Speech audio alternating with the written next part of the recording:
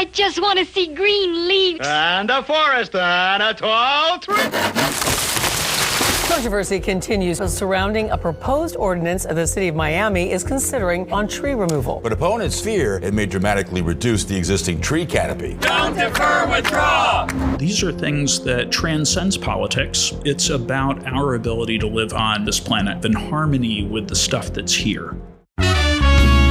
Welcome to Miami Preserves, the podcast where we explore historic places in Miami and what it means to preserve our history. I'm Lucia Meneses with Dade Heritage Trust, an organization with a mission to preserve Miami's architectural, environmental, and cultural heritage. In the second installment of Miami Preserves Canopy Chronicles, we're going to focus on trees, why they matter, who has them, who doesn't, and what's being done to protect our tree canopy in Miami. The story of our environment is the story of who we are and who we are becoming. Something that ties us together as Miamians are shared experiences like the environment, the trees, even though we see that there are large discrepancies in who's able to enjoy what remains of Miami's beautiful wilderness. Our canopy coverage is way below what's needed, and it's getting worse. What kind of protections, if any, exist to preserve and expand our tree canopy? The way the laws are currently written, we can actually reduce tree canopy legally if we continue on this pathway. But tree canopy is not distributed equally. These communities of color have not been a place where green infrastructure or resource development needs to go.